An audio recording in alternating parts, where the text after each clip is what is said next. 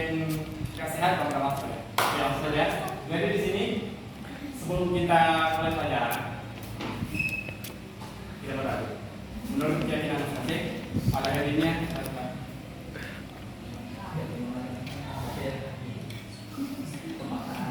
Oke. Jadi pada kesempatan kali ini kita akan mempelajari tentang akidah di mana akidah akhlak. Tapi saya akan lebih fokus ke akhlaknya, karena akidah sudah kita bahas beberapa kali. Sekarang kita akan fokus ke akhlak, karena akhlak sangat luar biasa pada diri kita. Jadi kita langsung. Nah, sebelum kita akhlak kita apa dulu? Akhlak kita apa? Sikap.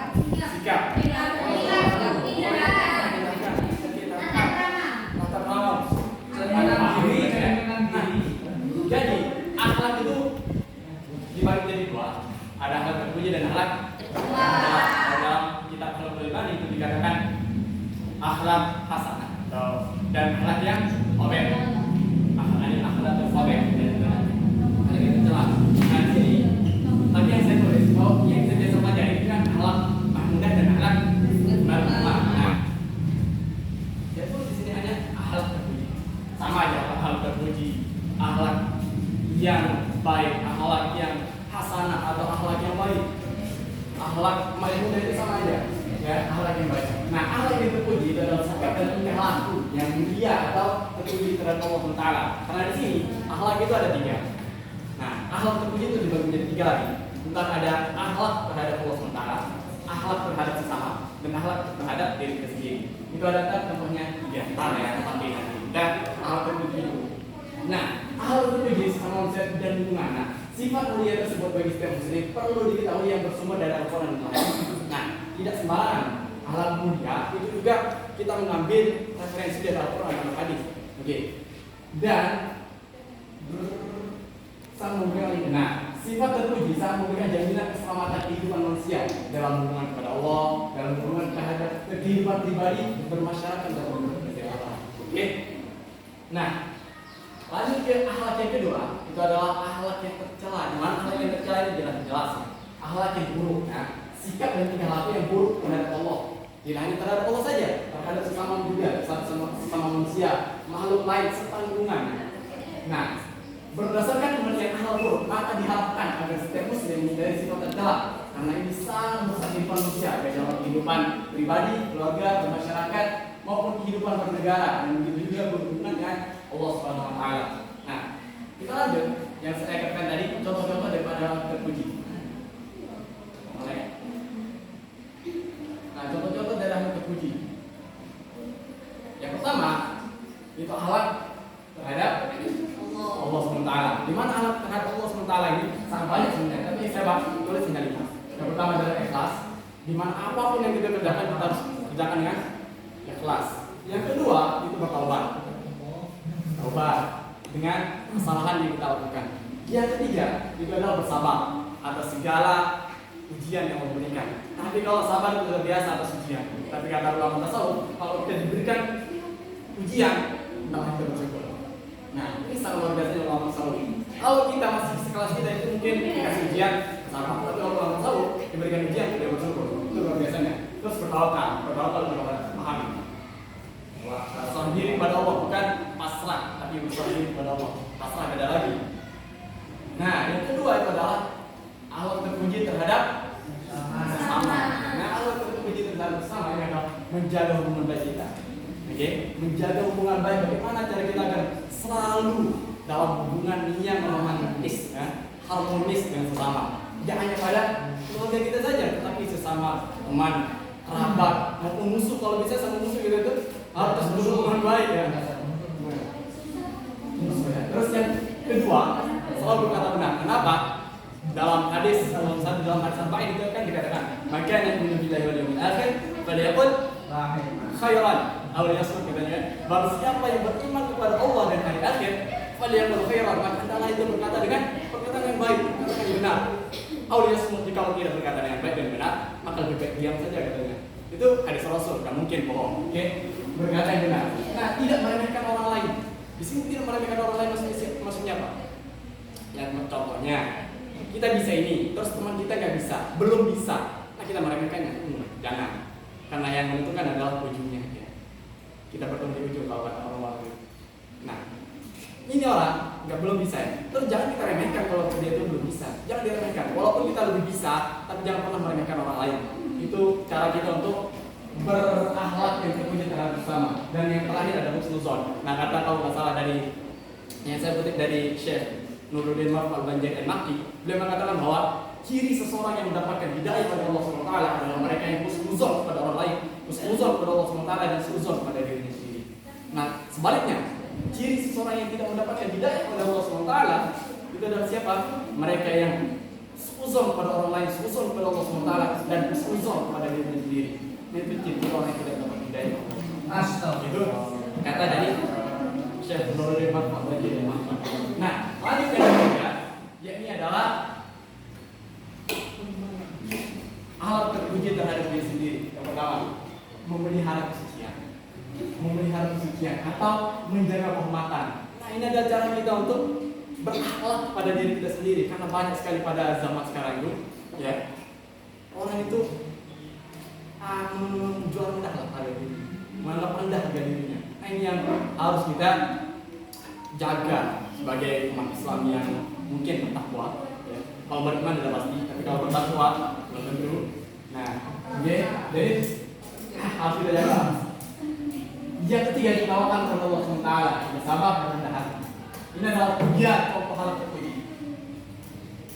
dari yang saya ambil dari Atiqah.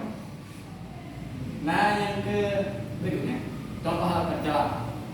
Hal tercela terhadap Allah juga ada 4. Syirik, dan jelas. Syirik, menyekutukan Allah. Yang kedua, kabur, sombong. Itu adalah akhlak yang tercela pada diri kita kepada Allah SWT. Yang ketiga, murtad. Murtad itu apa? Salah? Kalau orang masuk Islam namanya apa?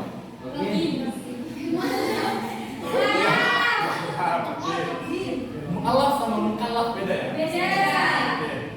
Allah ya. Nah, yang terakhir adalah munafik. Apa makna munafik? Apa munafik? Munafik kita apabila berbicara berbohong. Oke. Terus apa lagi? Apabila berjanji mengingkari. Oke. Apa lagi? Apabila dia hianat. Oke. Ada juga dalam Al-Quran 5:50 nama la taf'alun katanya kan. Mereka mengatakan tapi mereka tidak mengerjakan. Menyuruh ini tapi dia tidak kerjakan, itu juga termasuk orang munafik. Oke. Selanjutnya adalah akhlak tercela terhadap sesama. Yang pertama, akhlak tercela terhadap sesama. Mudah marah ini termasuk akhlak tercela ya, guys. Yang kedua, iri hati dan dengki. Temannya dapat gini, tapi iri hati dan dengki di sini adalah dalam hal yang negatif. Kalau kita iri dalam hal kebaikan, maka maksudnya apa iri dalam kebaikan?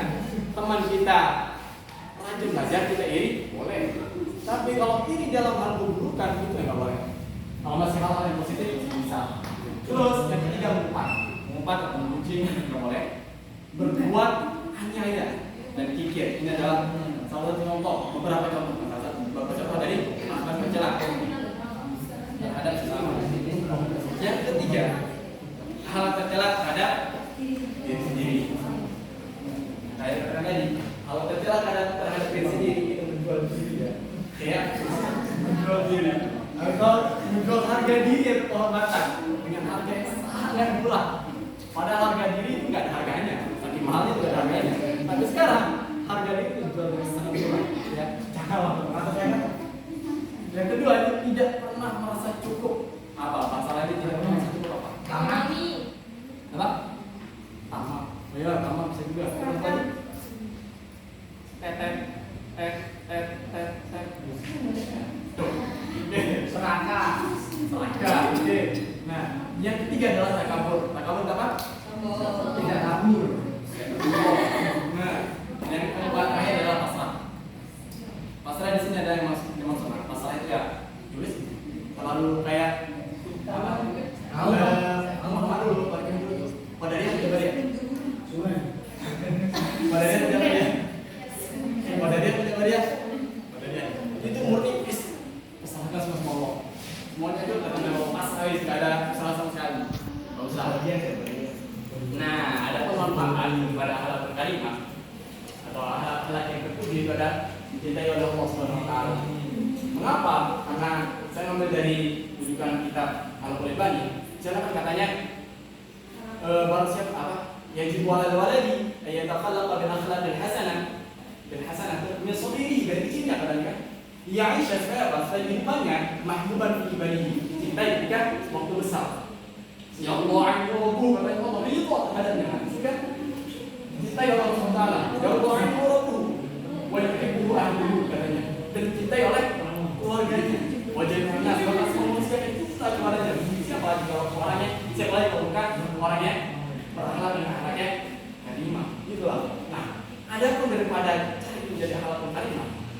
Misalnya dijelaskan di bawahnya al-waladul adib, seorang anak yang adib atau beradab itu yang dari walidah katanya, menghormati atau memuliakan kedua orang tuanya, memuayai guru-gurunya, menghormati guru-gurunya, wa ikhwanul kibar katanya, dan saudara-saudaranya yang lebih besar daripadanya, berpengalaman akbar minhu dan semua orang yang lebih besar daripadanya.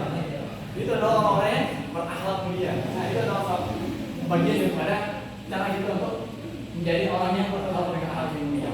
Nah, orang yang kedudukan ini tidak akan cintai oleh keluarga dan sama. Seperti yang saya katakan tadi, wa yuhibbu ahluhu dan dicintai oleh keluarganya. Bahkan semua orang, wa kullu baru jadi mana katanya dalam kita kalau beribadah semua orang tercinta terhadap orangnya berakhlak ya, dengan akhlak yang mulia.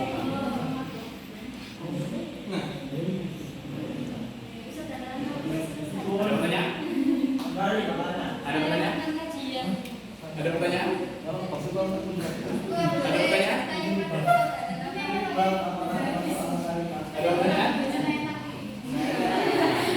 Oh, kalau nggak ada pertanyaan saya bertanya. Oke. Untuk bahan evaluasi juga, Pak Yujin, ada teman-teman yang kurang mendengarkan, kurang fokus dari pembahasan kita pada kesempatan kali ini. Mungkin ada yang tidak fokus. Saya bertanya kepada saudari Dika, saudari Dika. Oke. Contoh daripada akhlak yang tercela terhadap diri sendiri. Takabur. Oke, terhadap diri sendiri ya? Iya diri sendiri kan. Yang sebelah sini kan. Fokus berarti ya. Oke. Pasrah. Menganiaya diri sendiri. Anak apa nih?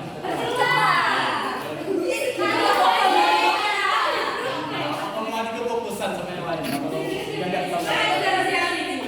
Malah salah fakor. Apa? Dari fakor? Enak.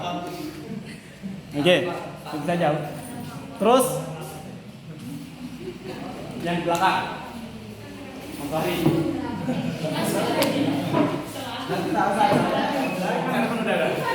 Udah tergantung manfaat akhlak karimah. Tapi yang saya tanyakan adalah pengertian akhlak. Pengertian akhlak. Oh iya. Pengertian akhlak. Ya, akhlak itu apa sih? Oke, terus.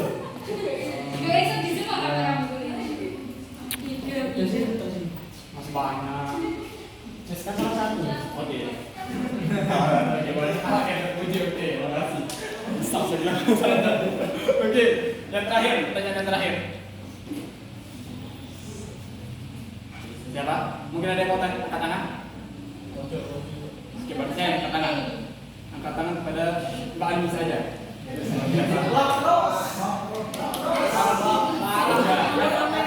Saya kan mengevaluasi apa dia fokus apa enggak. Kalau yang lain kan insya Allah fokus, gak ada yang pegang HP. Kalau beliau, Allah insya Allah. Begitu dari begitu mas. Dari penjelasan yang di atas, penjelasan dari awal sampai barusan ini. Hadis yang saya tanyakan adalah oke, bisa dibaca dulu. Oke. Nah, ini manfaat daripada hal kalimah. Manfaat daripada hal kalimah. Cintai pacarku. Dicintai.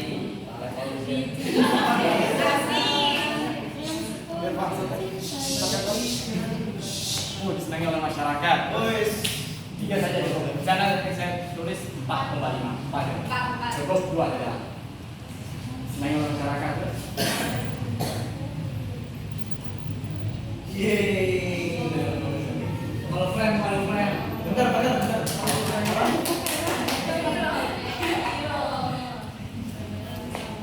Yeay.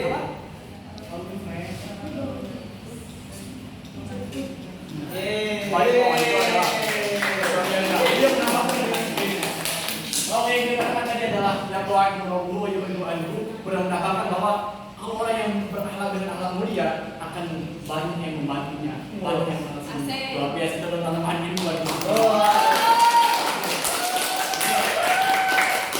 Semua teman-teman sudah pada paham tentang akhlak harus puji dan akhlak tercela. Dan semoga apa yang kita pelajari pada kesempatan